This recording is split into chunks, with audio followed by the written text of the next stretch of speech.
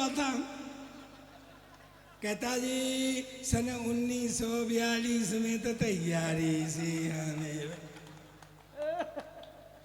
और 47 में हो गया था।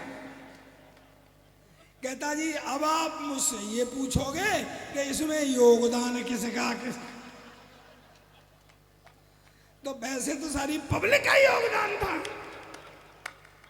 पर नेहरू कांग्रेसी नेताओं का सबसे ज्यादा था। और मैं फिटे मुंह तेरे, तू जिनकी बात करता है, मैं पता है भगत सिंह जी जब तेरी उम्र के थे क्लास के मॉनिटर बन गए थे, तू साले बन सकता है? कहता पापा मेरी उम्र के तो क्लास के मॉनिटर बन गए थे, पर जब तेरी उम्र के थे ना तो फांसी पर चढ़ गए थे। हमेशा उल्टी पुल्टी बात करता है। एक दिन क्लास में शोर हो रहा, मास्टर ने खड़े होके कहा कौन उल्लू का पट्टा है खड़ा हो जाए, तो मेरा बेटा ही खड़ा हो गया। मास्टर ने कहा तू उल्लू का पट्टा है? कहता नहीं जी आप अकेले खड़े अच्छे नहीं लग रहे थे ना। तालियां कौन बजाएगा? ये अमित बजाज जी कहाँ हैं? सर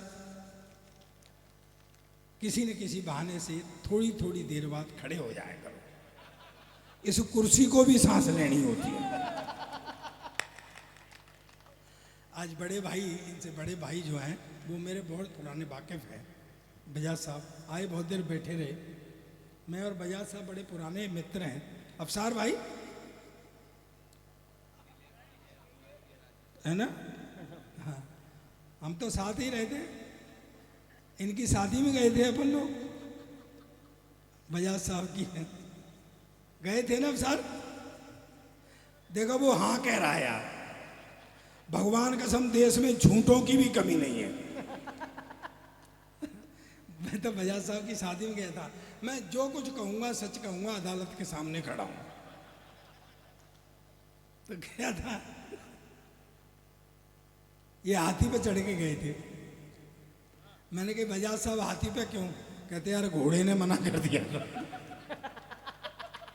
मैंने कहा सही है, शादी तुम्हारी होगी, आत्महत्या घोड़ा करेगा। अच्छा सच्चा कैसा बता रहा हूँ, जब ये हाथी पे चढ़ के पहुंचे ना ससुराल में, तो वो सालियां हंसने लग गई। बोले क्यों, कभी हाथी नहीं देखा है? बोले जीजा जी हाथी तो देखा है, पर हाथी के ऊपर हाथी पहली बता दूं पूरी बात? और साला भी हंसने लग गया। अरे क्यों, तेने भी हाथी पे हाथी पहली बार देखा है? बोले नहीं, मैं तो इसलिए हंस रहा हूं पट्टों ने क्या बैलेंस बनाया है। जज साहब मैं झूठ नहीं कह रहा हूं, आधा घंटे तो वो मेरी भाभी परेशान रही कि माला नीचे वाले के डालूं क्या ऊपर। तालियां लगाइए यार, मस्ती में आ जाइए बिल्कुल।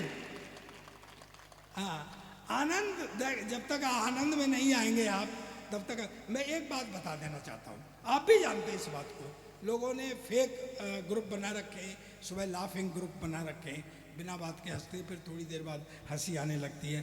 दोस्तों सच्चाई ये है, आप कभी देखना पालने में छोटा बच्चा सो रहा हो ना, तो सोते सोते हंसने लगता है, सोते सोते रोने लगता है। दोस्तों ये संवेग है, जन्मजात संवेग है हंसी, जो हमको परमात्मा ने दे करके भेजी थी। लेकिन हमने खुद ने इतने जंजाल बोल लिए हैं कि आज हंसना मुहाल हो गया है। हमें ऐसे प्रोग्राम निकालने पड़ते हैं। 100 मर्जों की एक दवा है हंसी। बाबा मैडम बाबा कर रही हैं, तुम ये मत समझना कि सरदार के भाव घट गए। क्या कह रही थी? दिल से सुनिए। दुनिया कानों से सुनती है, तुम सुना रही हो तो दिल से सुन। अच्छा क्या करें, ये पंक्तियां सुनिए, ये दिल से लिखी हैं। अच्छा तुम दिल से लिख रही हो, हम क्या फेफड़े से लिख रहे हैं क्या? हम भी लिख ही रहे हैं, लड़कों को बहका रहे। आजकल के लड़कों का क्या बहकाना है, एक हमारा जमाना था जब प्यार मोहब्बत बड़ी मुश्किल से हुआ करती थी। नहीं बड़ी मुश्किल होती थी। हैं क्या है? अबे करते थे प्यार मोहब्बत, नहीं करते तो तुम कहां से आते? सबूत है हमारे पास, करते थे हम प्यार मोहब्बत। अब क्या है, अब तो लड़के बहकाए जा रहे हैं, अपनी गर्लफ्रेंड के मोबाइल में पैसे ये डलवाते हैं, बात वो किसी और से करती है। कोई लड़की जरा सी हंस के बात करने लग जाए तो समझते प्यार हो गया, फिर गलियों में गाते घूमते मेरा मन डोले मेरा 2 दिन बाद वो फटकार देती चल बात, तो फिर मुंह लटका के खड़े हो जाते हैं। फिर वहां लिखते हैं सार्वजनिक शौचालय में टीना आई लव यू, यानी इन्हें ये भरोसा रहता है कि टीना और कहीं जाए चला जाए पर इसे पढ़ने के लिए यहाँ जरूर आएगी। अरे हमारा जमाना था, क्या है तुम्हारे जमाने में प्यार मोहब्बत? अरे क्या लेटर लिखे जाते थे, मेरी प्यारी कम्बो, फिर दिल के हालात, फिर नीचे तेरा प्यारा गुंटू लाल। उसके घर फेंकने जाते थे, शाम को जूते चल गए, शर्मा जी के यहाँ फेंकी और बर्मा जी के यहाँ गिर गई। अब क्या रह गया है, कुटके लौटा करते थे कई बार उनकी गली में से। अब क्या है, तुम पे तो वो मोबाइल आ गए, शुरू हुआ वो भी कहीं अकेले में बैठी है, टोन वाओ, वो भी शुरू, खत्म। अब क्या रह गया, हमारे जमाने में जज साहब मैं सच कहता हूं, शादी से पहले लड़की नहीं दिखाते थे। अब तो शादी से ही पहले सब कुछ हो जाता है, बेचारी शादी रह जाती है करने के लिए। हाँ, शादी से ही पहले मेरे शादी वाले आए देख के चले जाएं, मेरे शादी वाले आए देख के चले जाएं। मैंने कहा यार कोई फॉल्ट है? मैंने घर वालों से कहा लड़की देखूंगा, बोले तू क्या देखेगा, हमने देख ली। मैं बापा ठे वो मेरी रही है, देख तुमने ली। मुझे दिखाने ले गए, सीन बना, ऐसे वो लड़की खड़ी, ऐसे मैं खड़ा, ऐसे वो होने वाले ससुर जी खड़े जो बाद में नहीं हुए। पंगा पड़ गया था ना, तो वो हमें छोड़ के चले गए कि लड़का लड़की थोड़ी देर बात कर लेंगे। आधा घंटे तक पिन ड्रॉप साइलेंस रहा, न मैं बोला न। फिर आखिर में मैंने हिम्मत की, मैं कहा बहन जी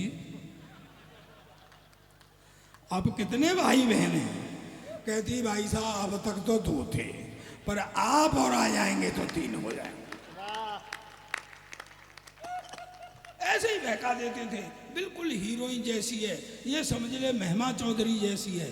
फिर भी सुहागरात को हाथ कांपते थे घूंघट उठाने में कि कहीं महिमा चौधरी की जगह महेंद्र सिंह चौधरी नहीं निकल जाए। पर दोस्तों एक बात कहना चाहता हूँ, मैंने 62 देशों की यात्रा की, मैं हिस्टोरिकल बैकग्राउंड पर लिखता हूँ, मेरी लिखी हुई पुस्तकें टेक्स्टों में हैं।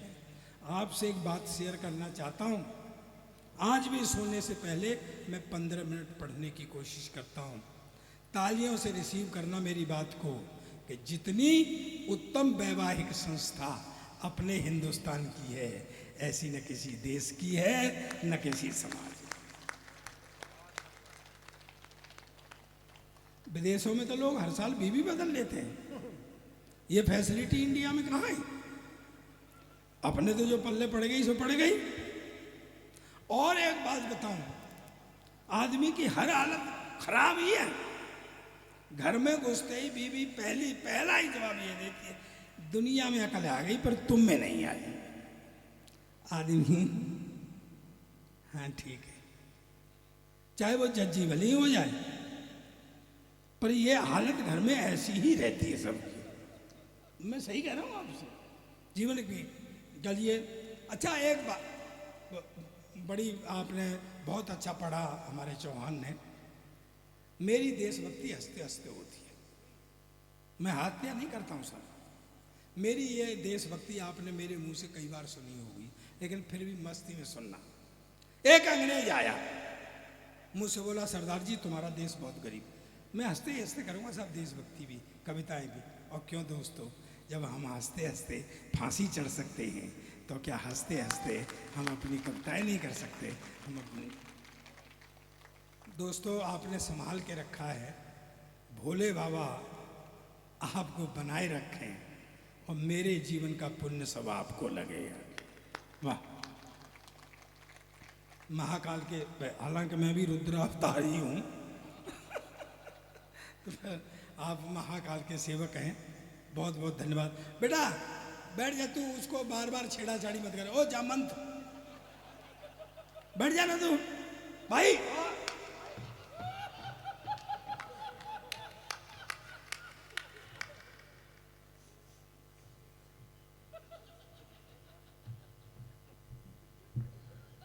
कहाँ जा रहे हो?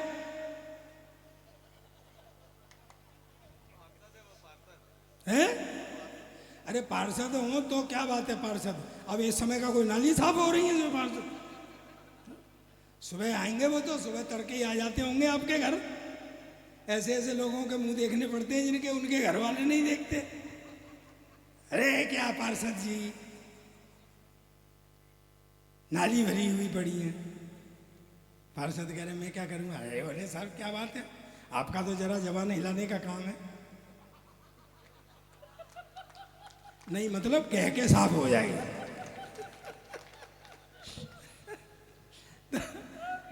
थोड़ी मस्ती में एक अंग्रेज आया, मुझसे बोला सरदार जी तुम्हारा देश बहुत गरीब। मैं कहा भाई सुन भाई, पहली बात तो ये देश गरीब नहीं, और है तो साले तुमको क्या मतलब है? बोले नहीं नहीं, बोले सरदार जी तुम हिंदुस्तान की इतनी हिमायत करते हो, तुम हिंदुस्तान के बारे में क्या जानते हो? मैंने कहा मेरा देश है हिंदुस्तान, मेरा वतन है हिंदुस्तान, मैं नहीं जानूंगा तो तू जानेगा क्या? बोले बताओ तुम्हारा राष्ट्रीय पक्षी? मैंने कहा मोर। बोले राष्ट्रीय पशु? मैंने कहा शेर। बोले राष्ट्रीय झंडा? मैंने कहा तिरंगा। बोले हाँ तुम फंस गए ना, उसमें 3 रंग होते हैं। ऊपर सैफरन कलर जो केसरिया है वो हिंदू का है, सफ़ेद रंग क्रिश्चियन का है, हरा मुसलमान का है, तुम तो सिख है, तुम्हारा झंडे भी क्या है? अब मैं क्या उल्लू के पट्टे अंग्रेज, तुझे कौन समझाए? ये जो झंडे में डंडा है ये साले तेरे बाप का है क्या? पर भाई जी वो तो मेरे पीछे ही पड़ गया। अच्छा क्या है सर, अंग्रेजों ने हमारे यहाँ राज्य किया है, वो अभी भी हमको भोला भाला हिंदुस्तानी समझते हैं। वो ये नहीं समझते कि अब हम उनके बाप हो गए। वो मुझे नीचा दिखाना, देसी हास्य सुनना मस्ती, बिल्कुल मस्ती में, आनंद में, कोई टेंशन नहीं। वो एक फल वाला खड़ा हुआ था, उससे बोला व्हाट इज दिस, ये क्या है? फल वाले ने सोचा ये लेगा। बोले सर ये बनाना है, बनाना केला। बोले व्हाट, तुम्हारे देश में इतना इतना बड़ा केला, हमारे देश में इतना इतना बड़ा। फल वाले ने मेरी तरफ देखा, मैंने कहा भाई विज्ञान का जमाना है, हो सकता है कोई वैरायटी आ गई। उसने फिर इशारा किया व्हाट इज दिस, ये क्या है? बोले सर ये एप्पल है, एप्पल सेब। बोले व्हाट, तुम्हारे देश में इतना इतना बड़ा सेब, हमारे देश में इतना इतना बड़ा। मेरी भी देशभक्ति जागी।